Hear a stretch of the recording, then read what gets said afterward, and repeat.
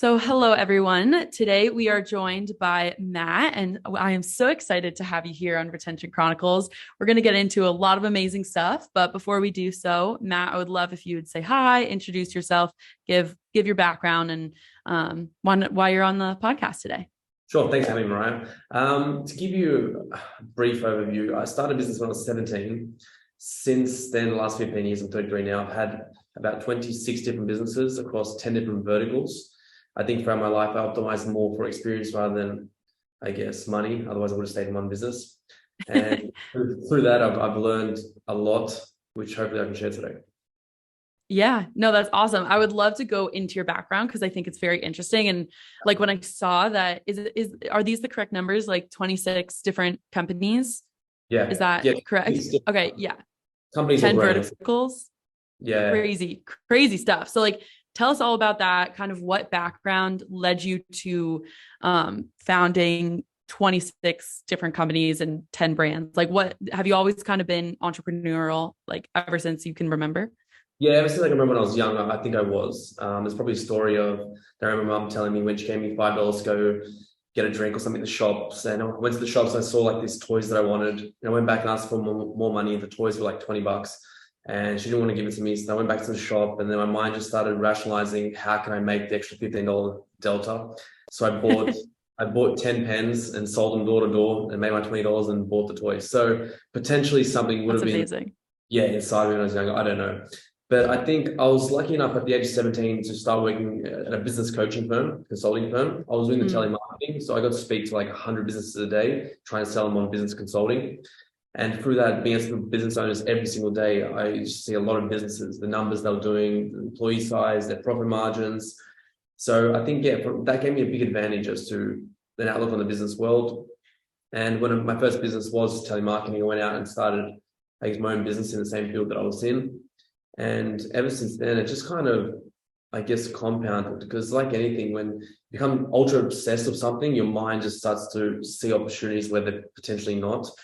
And being young and flexible and having no risk, I didn't see a disadvantage to really going and trying everything I could because I wasn't really in love with any one business.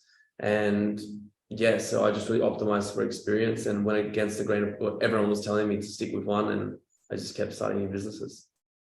Yeah, I think that's very interesting that you chose to like everyone was kind of saying like stick with one business and that you're like no, like I know that I have to do this for my own fulfillment and my own value or like my new adventure, right? Like that I think it's so fascinating to see someone who's founded so many because usually it's like a founder is like they with their brand, it's like their little baby, right? Like they're so in love with like the problem that their technology is solving or their products or whatnot, it would be really hard to step away. So did you find like any of that it was difficult to step away or you were kind of excited and enticed by new projects? Yeah, I think I was always excited at the thought of starting something new. And I always had different, I guess, I don't know, shackles on me with existing businesses that didn't really maybe allow me to grow it to a certain point that I wanted to. So that's probably why I looked elsewhere, where there would be an issue with the stakeholders in the business, whether it be the market of the business. So I don't know how it would have been if I had a business where the potential was to grow, say, to a 9-figure business, if I would have stuck with it. A lot of the business I started, didn't have that huge potential. So then that's actually why I looked elsewhere. And yeah, it's probably the main reason. Yeah. Yeah, that makes a lot of sense. I think that's a very fair reason. So is it a correct assumption that under the business consulting is when you worked with like the big wigs, kind of like the like Under Armour? I know you had a No, or that's not with them. no. So no, I worked for. So when it was about 7 years ago, I got the license for Umbro in Australia. So it's like the team that's the apparel brand. So we would do manufacturing for them and distribution for Australia. And Under Armour saw what we were doing on the licensing model, and they've actually never done that before. And they were looking for a similar model, so they approached us to see if we could do that for them. And we did for the first year or two, and they were just slightly difficult to work with and didn't make sense for us. So we just focused on the Umbro piece. Gotcha. Okay, cool. And then I remember as well you worked with like Manchester United and Liverpool as well. Yeah, so I'd done another couple of licenses. I Manchester United, Liverpool. I did like Easter eggs for mass retailers. with like mugs with like the team jersey every year. I did soccer Gotcha. balls with them, soccer goals. I also developed like the world's first flying Angry Birds toy because another part of my business was developing drones, selling to mass retailers. Mm. And then I saw the model of like, because then it's funny because every one of my previous experiences led to me looking at a certain business differently, right? And I was grabbing it from like one learnings and adding on to the next. So I did Manchester United Liverpool license, and then a couple of years later I was making drones. I was like, hey, how can I use the licensing model in the drone world? And then I got the Angry Birds license. So that's how that came apart. Yeah. Yeah, no, that's really cool. I think that's what like all smart business leaders should be doing, right? Is like taking their learnings from the previous company that they worked with or worked for, founded, and like baking that into their new strategy. Yeah. So that makes a lot of sense. It's probably good to say that my biggest fuck ups were my biggest learnings, which I profited the most from. So at times where you think you've lost the most, you've actually gained the most. And this happens to me like countless times. For example, I had one issue where I was like the first ones, I always had a good knack of like spotting trends, right? So I was like the first to sell power banks for the phones. Like when I saw this like 10 years ago, when all the retailers like, nah, it's not gonna work, it's not gonna work. And I had to take a risk. I'm like, I'm gonna pay for the stock, put it in your stores. You don't pay me till you sell it. Obviously it worked. We're selling like 10,000 pieces a week. And then I had an issue where one of the Chinese suppliers put in a fake battery, and my luck, one of the customers actually dropped it and it started like catching on fire, and he returned it to the retailer. And this is like a $10 product, so I don't know why the fuck you'd even return a $10 product. But anyway, so he returned that product, and then the QA came back to us. They're like, "Hey, in your reports you have purple batteries, but this one's an orange battery." I'm like, "What the hell? This is a bit weird." So we had like 100,000 pieces circulating through stores and the warehouse and stuff, and we found out that the factory were 3,000 units short of the certified battery. So they just put in 3,000 of the fake one, thinking these guys are going to know out of 100,000 pieces. And my luck, the one that the customer dropped was that one. And anyway, so I had like a national recall where literally I had to recall all the products that I sold and ruin my like relationship and obviously money wise. But then 2 years later, by then I had like a PhD in batteries, right? For the whole the ins and outs and everything. Yeah, the circuit boards, the fucking safety mechanisms. I had to know everything. But then 2 years later, the hoverboards came out. I'm like, this is a cool trend. I'm going to get on this. And obviously that initial catching on fire, right? But obviously mine didn't catch on fire because I had this fucking PhD in batteries. So I went from $0 to $2 million in like 2 months. So hoverboards for like a premium price. It was on the news and everything else, cool, like the safest hoverboards on the market, and that business ran, and I just sold it this year for like the next 7 years, and I made millions of dollars. So do you know what I mean? But without that previous fuck up, I would never have understood the battery issue. I never would have had that brand. So that loss that was a couple $100,000, $300,000, ended up being millions of dollars in sales. Yeah, that's I feel like is that kind of unique that like you can see such a direct correlation with like some area that obviously went awry and went wrong for reasons that weren't really your own, but then like directly correlates to success with another product. Like I feel like most people wouldn't get that validation of like, okay, yeah, you messed up with these batteries, but then in this other product, like you were ahead of the game because you knew XYZ, you knew like everything that you had to know about batteries. Like I feel like that's a rare case where you get to see like the mess up and then the learnings from the mess up like pay off. Yeah, look, it could be. I think I'm also hyper aware because I spent a lot of time learning about psychology just because I thought it would help me in business, right? And like even I'm always self-analyzing myself and my journey. Because I remember like when I was 18, I had no money. I worked in 3 jobs. I didn't pay myself the first 3 years, that whole normal narrative. Like I still wanted to go out and pick up girls, but then I had no money to do so. So I learned the art of how to pick up girls. I went for that whole system. I learned everything. I was interesting. I had stories. I had gambits, all this kind of stuff. And then when I came into money, like my personality dissipated, like it vanished, because I'd go out and I wouldn't need to even talk. And the girls would, "Oh, mate, you're so funny," and I wouldn't even say anything. So then, and then I was like, "What's happening to me?" And I could see myself, like my personality, slightly deteriorating as I went into money, right? Because the value system of me internally was slightly changing in terms of my financial wealth, and people were gravitating to me because of that. But then my personality was sacrificing. So like I'd even notice things like that. So I don't know, maybe it's in the work I've done through psychology allows me to self-analyze different parts of my life, I'm not sure. Yeah. No, I think that's great. I have a background in neuroscience, and so like psychology and all of that good stuff is what I love. So I have no doubt that self-awareness plays into that, and you're able to take those learnings onto the next venture. So with that, I want to get into football supplements a bit. So preliminary question, can you give us like kind of elevator pitch or background on how then you used all these different ventures to then make your brand football supplements? Sure. So probably an important thing to notice is that over the years, I've found that money is slightly autistic when you're just talking about money. Money carries a certain signature. And I felt that the different businesses I had, the money carried different signature in terms of how I was making it. And it felt different. And there's something called authentic money versus non-authentic money. So the more authenticity I had within a business, the more intrinsic value that I derived, the money meant more to me. So, an authentic business for me is pretty much today is trying to optimize for something that I love doing so much that not only will I do it for free, but I would actually pay the person to do it, if that makes sense. That's kind of like my mental model around creating business. Yeah. So last 4 years I didn't work. I'm like, how can I create a business where it kind of fits that model? And for me, I was a semi-professional footballer. I didn't make it not because of probably my technique, it's more because of my physicality didn't reach the standards because I was always inflamed and I had some issues internally. I went on a massive health journey a couple of years ago, and I kind of realized that if I knew today back then, I probably would have made my dream of becoming a professional footballer. And I was like, I can help players in my position do that because I was just so passionate about it. And then I was having a look at the supplement space because I also have a supplement store in Australia. I was looking at the landscapes. I worked at Manchester United and Liverpool. I had the Umbro license, which works with soccer teams as well. So I'm looking at this whole market. I'm thinking like no one specializes in creating supplements for players and educating them on the nutrition side of things, right? Which is like the most important thing for them. And that's where it kind of was born. I'm like, no one's really doing this. I can do this. I help my friends who are all professional footballers for free. I just love helping them and seeing the positive feedback loops in terms of, their playing careers being elevated from learning what I've learned. And that's when, the business kind of formed.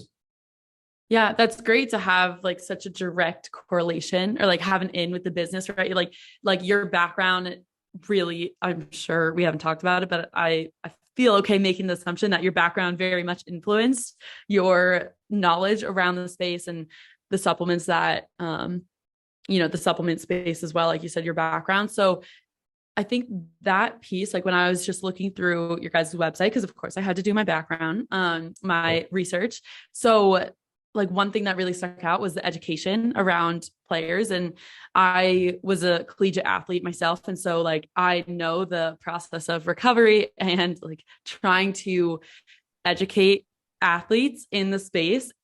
Unfortunately, sometimes it doesn't always happen where there's a huge initiative to do so. And so, with that background of like, the importance of, these different supplements, like this is going to help your performance in this way. This is good. What you need to excel in this area, like all these different things, just like overall health, very important, but also very hard to get right. Would you agree with that? Yeah, for sure. Okay, cool. There's competing philosophies everywhere. So yeah. And one of the things that stuck out is like, you guys have like science backed or data backed. I forget what the actual messaging on the website was, but the importance of making sure that what your product is like it has a great standard, but then that your consumer like actually knows what this supplement is going to impact is, I think, more and more important as we continue to get into a world where the transparency of a product and what's going into it, what's going into the environment, what's going into your body, like every single step of the way, the consumer now cares about.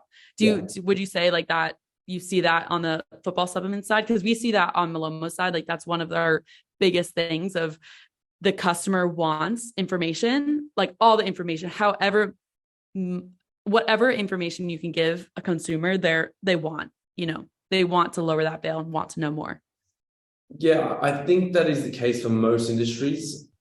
I think the football market it's in an infant stage in terms of supplementation. Okay, interesting. I don't even know what a carb is. It's extremely funny. And based on, I said, background I have in terms of psychology and stuff like that, when I try and self-analyze why that is and how they can get away with so much, it seems to be in all parts of life. The more authentic your day-to-day is, and more authentic your activities are, the more you get away with in life. Like for them, football just comes so easy because they just love the game so much that they can kind of afford to eat shit and the body compromises, where in other walks of life, you wouldn't be able to have an office job and, eat the way they do and still perform at the highest level. So they've been able to get away with a lot more than they probably should, but the game's becoming increasingly more demanding and players are catching on that if they do it right, it can change your performance. So that's going to make, a big difference, I think, in the years to come when people start to realize how important it is.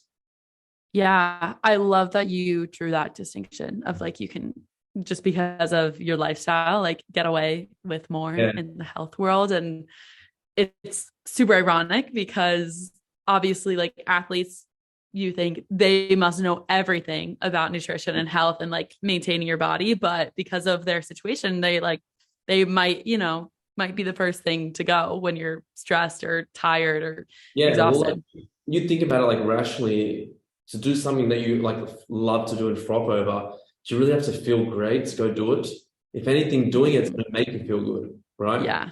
So it's slightly different, to people who can just go to the gym. I don't think everyone really enjoys going and lifting heavy weights and stuff and substitute bodybuilder. But for them, it becomes a lot easier. Yeah. Yeah. You've never had that, or it's easier to generate the want to go and play a game, I would say, than like, if it's always been there. Yeah. That makes a ton of sense. So then the day-to-day, I'm always super interested with this for founders because it looks so different whoever you ask, right? So like, where do you find most of your responsibilities kind of lie in? Like, what does the day-to-day look like before we really get into like true shop talk about football supplements? Sure. Well, I think for me, based on the number of businesses I have, I kind of realized early on, probably like 6-7 years ago, that my role is best as a founder, like to have the vision for the company, architect and design the business, find the right people and make sure there's money in the bank for them to run it. And I always give a portion away of every business to the team. So this is where I'm more valuable, to be outside of the business and think for my experience, try and see how I can strategically help the business. When I'm in it, I'm useless. But today, for the football subs, because the education piece is so important, and this is the part that I'm so passionate about, no one else can really, I guess, run that department more so than me. So at the moment, I'm just constructing content. I'm doing a content strategy, creating a plan on how to educate these kids, creating a masterclass, speaking to nutritionists, reading papers. This is probably my job for the next couple of years at Football Supplements, to just create the most in-depth, I guess, easily consumable masterclass in football nutrition there is in the market to try and help these players. Yeah, I really respect that. And I see the self-awareness that you're talking about with like your work and your work to understand where you best fit in a company, and knowing like operationally, you don't want to be like boots on the ground and being the ones to actually execute. Like, you much more prefer to sit on the higher level in the strategy and be like, okay, educating the customers. Like, that is one of the reasons I'm sure you founded Football Supplements. That's what I'm getting from this conversation, right? Like, staying true to that rather than taking everything that you possibly can on your plate and doing it all, right? Like, it's, I think I love the point that you made, like hiring people who are experts in the field and what they do to execute. And, I know, as I, like my own personal life, look at some of the best leaders, like they know and they sit better in the strategic level. And so like for them to be able to take their learnings and like employ the right people, I think it's all the more power to you, right? Like that self-awareness of just knowing, this is where I can do best, and educating the customer, like we've talked about, is super, super important. I admire that for sure. Yeah, 100%. And like the first hire I did for Football Subs was CEO, because I just know I'm not a good CEO. Mm-hmm. So I think, it's extremely important to know that. But then also, it's also a privilege to be able to get to a stage where you have the resources to do those hires. At the start, you have to do everything. And I think doing everything at the start also gives you a great foundation to be able to assess other people in the business and their roles. I think I've seen a lot of founders that didn't do everything from day one because they had the capital. And I just think I'm probably better founder than Yeah. they are because I did right. Right. So what would you kind of say as I want to get into the strategy, which we will in a second. But what would you say to anyone who's looking to found their own brand? I know you also have Inspire Brands Group, which is we haven't even touched upon yet because that's how much information you have. So like, what would you say, like with the knowledge from that group, how would you advise someone who's maybe looking to start their own like D2C brand? Yeah, I think the way I would look at it is, first of all, try and do something that you intrinsically enjoy. Try and Mm-hmm. Why? Because I think today the most important thing is to acquire real estate online. And as a founder, if you have something you're passionate about, it's going to be easy for you to create content around that. And that's probably the most efficient way to start. And Mm-hmm. and I would also look in areas where the online real estate is cheap from an influence perspective. The reason why I love football supplements is because there's like 70,000 professional players and none of them have brand deals, like Right. real supplements. So I know that real estate in terms of influencer in the football space is extremely cheap compared to, we have another brand called Cure Skincare, which is extremely expensive. So I think that's a good play today because, Facebook, Instagram, for new brands to try and crack that platform with all the issues around attribution, it's becoming a challenge. Yeah, I definitely want to get into that influencer marketing. It's one of the things that I also picked up on just from like your social presence and your website and whatnot. But you mentioned a little bit like attribution with social. And so like privacy changes, also a huge issue in the marketing world. So what would you kind of say, like what marketing strategies do you love to use or love seeing like other brands use around like trying to attribute like higher raising acquisition costs, iOS changes, all of that? Yeah, more than ever, multi-channel approach, I think, is fundamental. Mm-hmm. Saying before, like, find one channel, one avatar, one product, and crack it. I don't probably disagree against that today. I've always done well, optimizing 80% on everything rather than 100% on one thing. That's just been my Okay. job. It's right or wrong. But especially with the marketplace at the moment, Facebook's great for testing and everything else, but it's becoming increasingly hard. And I think people who want to go down that path, especially Facebook, have to understand that the messaging is the new testing, is the new interest test, new interest placements, meaning that the messaging that your creative has will dictate what audience it goes to more so. Where before we relied a lot more on Facebook, now we have to be a lot more specific with our messaging in terms Mm-hmm. of the creative. So like for football supplements, we have 3 types of avatars: an academy player, semi-pro, and a Sunday league person. Then we have to assess like what stage of awareness is each of those players at in terms of supplements, and then we have to create messaging around each of those stages for each of those avatars. Like it's a fucking big job, but Yeah. this is the only way that we can get cut through and try and understand how to create our content and really be able to scale with that many creatives. Yeah, that's knowing your avatar is like and your audience and where they're all at. It's a beast of Yeah, yeah, a especially. beast of a yeah, a project, I guess. Yeah. So if you're going to start out, like I said, if you try and pick a place where the influencer market isn't saturated, so that real estate online is cheap, an industry where you can, as a founder, create content and acquire an audience and a community for free, just spending your time with sweat equity. And then third of all, where you can just focus on one avatar and trying to dial that all in, that'd be ideal. Yeah. Yeah, for sure. I love that advice.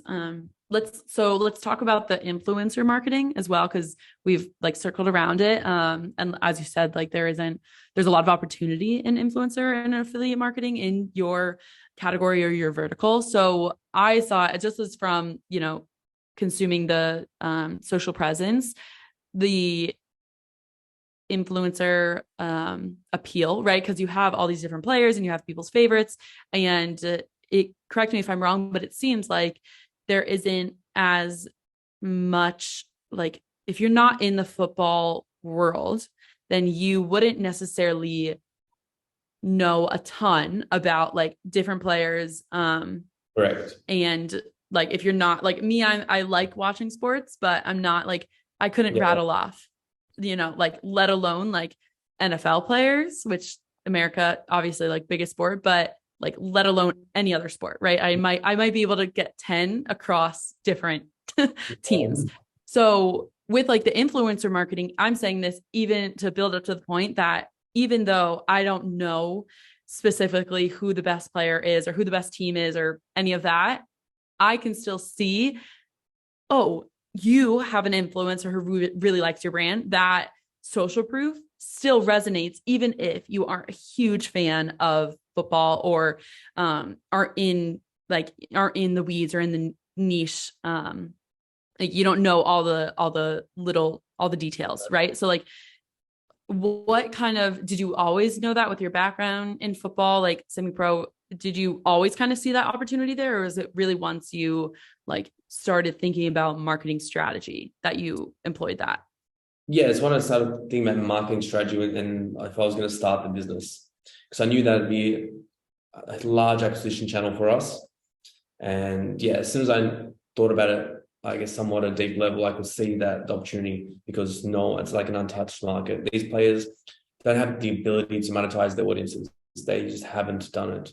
You know, in America, NFL football and stuff like that, the Americans are amazing at that stuff.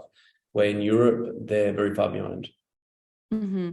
Okay, cool. So, and would you say, so the supplements brand just, or supplements industry just in general, would you say that's also kind of an underutilized market, No, or would you, no, no? yeah, they're molesting that market.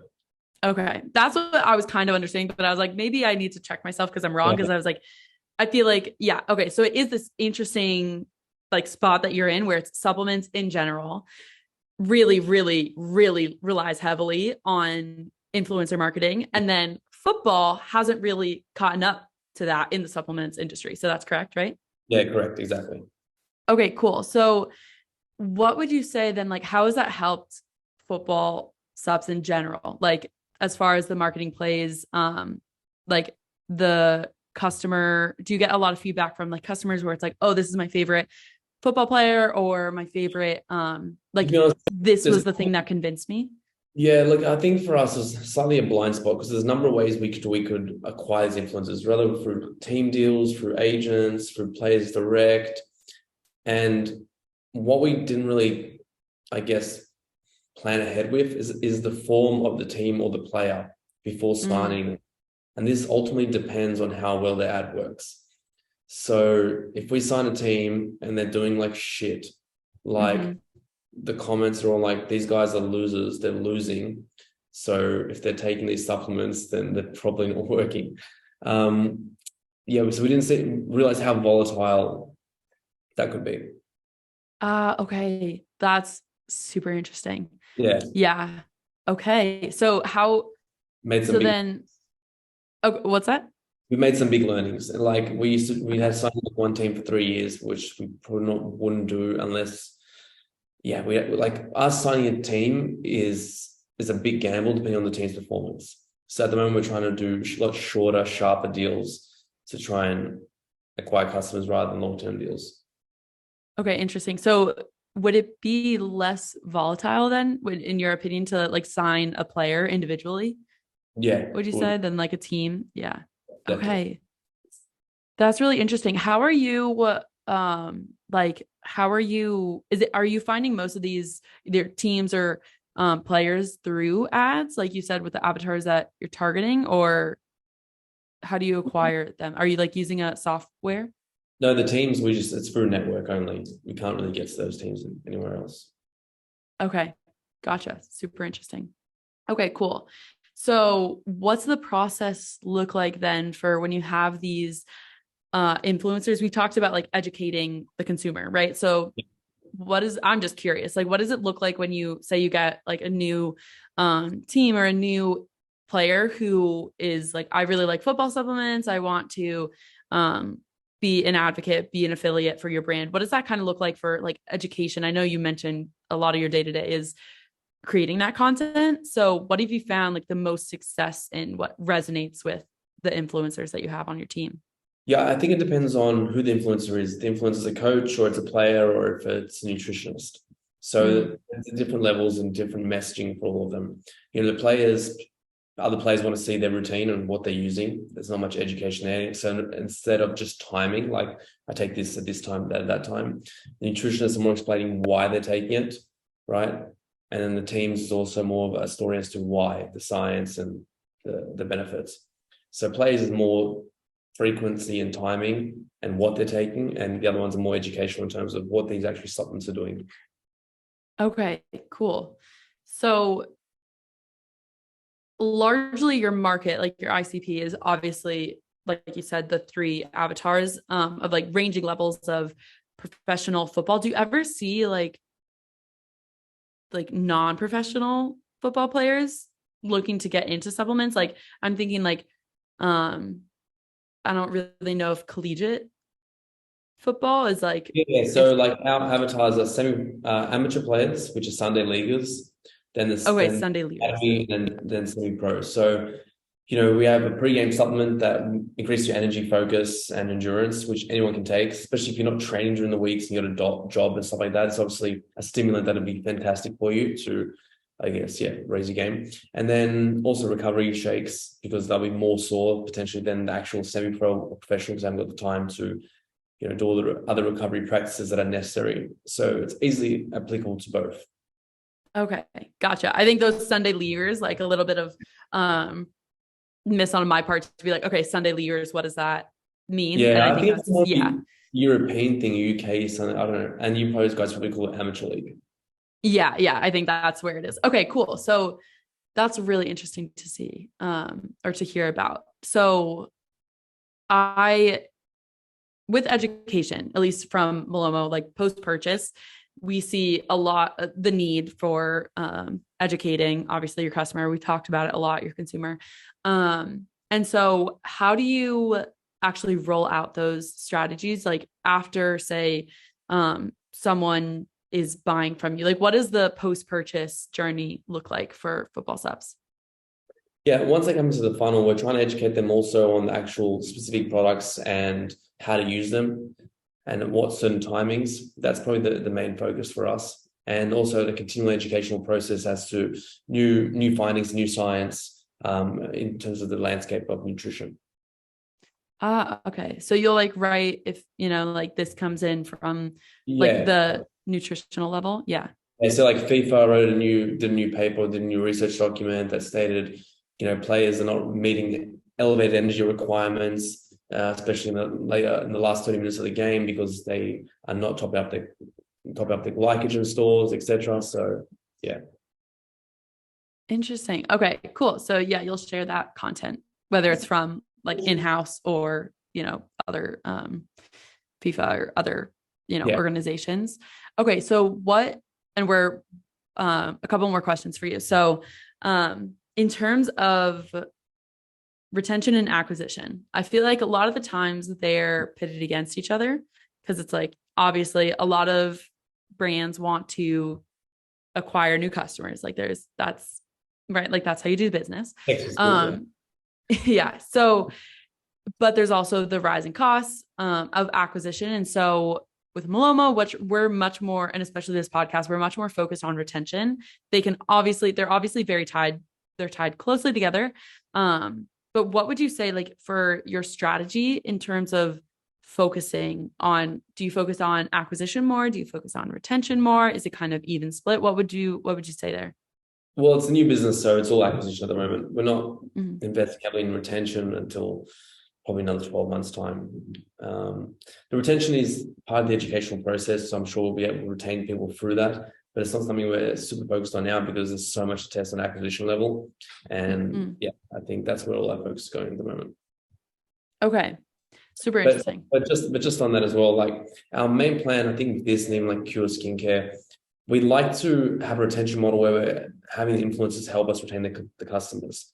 So I think we look at influencer marketing to acquire customers. That's two parts to it. They want to acquire customers for us, but at the same time, if they came through their funnel and they acquired our product through them, we also want to keep them via them, meaning that, let's say football subs, if they had a recovery shake and I bought the recovery shake because of you as a player, and I'm following you as a player, you'd want the player to consistently keep posting about the recovery shake to remind the player, the person that bought it, to keep buying it as well, right? To keep the narrative going. We don't want to just be, you work with an influencer once and they convince the person to buy it and they never hear from them again. I think that's where we're going to keep a lot of our loyal customers. If they keep seeing that the people they bought it from are consistently using our products, I think that's what we're going to do. Yeah, I love that. That focus on retaining like a good relationship with your influencers, because you're exactly right. Where like, okay, say you already spent all this time and energy and money maybe into obviously like acquiring, teaching the influencer about your brand, getting all the like the logistics on the back end to like set them up for success. And so the retention play obviously is like, okay, you've done all that work. How can you continue just to like iterate and make new relationships or keep bringing back customers who will be repeat customers? Yeah, that makes a lot of sense with the strategy behind that, of like, you don't want just it to be like one touch with an influencer or with an influencer's community and then like them never hear from you again, because then it like it's more transactional in that aspect and less relational. Exactly. Yeah. Okay, cool. Okay, so a little bit of a pivot, but I want to ask, just because we're prepping for, currently we're recording this early November, holidays are coming up. Would you say in e-commerce in general, there's a huge push with like Black Friday, Cyber Monday sales, and with football stuff being on the younger side, what is kind of like your prep for the holiday season? Is it a big thing? Are you feeling the stress right now? We're still running the same promos, if no matter how old the business is. We also have World Cup coming up, which is also a big time for football in general. So we're still having bundles and special deals for players, trying to increase the average order value. And we're still probably doing the same promotions we would in a year's time. Okay, cool. Yeah. So your strategy doesn't really shift like seasonally, like even if like the. Our strategy is going to shift depending on our product mix at the time. That's probably the biggest lever for us changing any type of our strategy. It's what products we have in stock, what's new, what's old. This is what's going to dictate a lot of our strategy. Okay, cool. That's interesting. I very much feel like that, just based off of talking with like other brands and other partners on this podcast, but also like outside of it, I feel like there's a lot of stress. Obviously, like everyone's feeling the pressure, but I respect that your strategy shifts based on the product and not necessarily the season, because I feel like changing with the season can sometimes lead to like, things are rushed sometimes, or they're, you get to like Black Friday, Cyber Monday, and then you're like, oh my God, we had all this stuff to do. And it was just like a little bit more chaotic. So that makes a lot of sense to like plan around the product availability instead. Yeah. Okay, cool. One thing that I absolutely love on this podcast is that we like get personal and that we also do the professional side of things. So I want to go a little bit more personal, and you can take this as like just general life advice or business, or like found from a founder's perspective. But what's one piece of advice that, you've gotten or that you would like to impart on like listeners? Just like what would you attribute your success to or your learnings to? What's helped you along the way? I think that we all have to understand that stories are the operating system of the mind. And depending on what narrative you're, I guess, fulfilling within yourself, it's going to depend on the energy that your output is. I can remember one time, and this is consistent throughout my whole entrepreneurship, but there's one time where I lost $5-6 million overnight when a mass retailer just collapsed, pretty much. $1 billion retailer, so it's nothing that I really could foresee. And at that time, obviously, it took me an hour probably to get over it, because I just rationalized it as this. Either I lost 5 or 6 million, or did I need to lose that 5 or 6 million? Because everyone that loses a lot of money and everyone has these massive downs always end up making it on the other side. Do you know what I mean? Like every massive success story has a massive failure somewhere. And the fact that I had that massive failure meant that I was going to be a big success. So the time I felt the worst, I ended up feeling the best. was like an indication to me, like if this shit happens to me, like this means that, and I survive it, like this means I'm actually going to do extremely well. So the time Right. Like yeah, go ahead. in the time of most uncertainty, if most people, I was the most certain of my future. Mm. You can never, because you can never control what you look at, but you can control what you see. Right. Yeah. I love that. It's a great little piece. It's kind of like the external, you can't change or you can't influence. Like too many things are at play right there. But at least, like you said, if you're in that spot, like you're affected by a major, downswing or a major pitfall, you're there, right? That at least means you're playing the game, right? Like you have, in the same way that you have potential to fall back. Obviously, you also have, like you said, the potential to have things swing the other way and have those huge successes. And I think that's a great way just to kind of look at,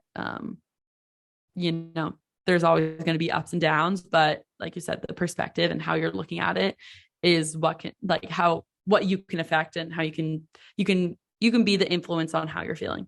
Yeah, so I love that. Yeah. This has been so fun, Matt. It's been great. Like just getting to talk to you, like ask questions. So thank you for making the time to like come on the podcast. Sure. We very much, this is like our favorite thing to do. So.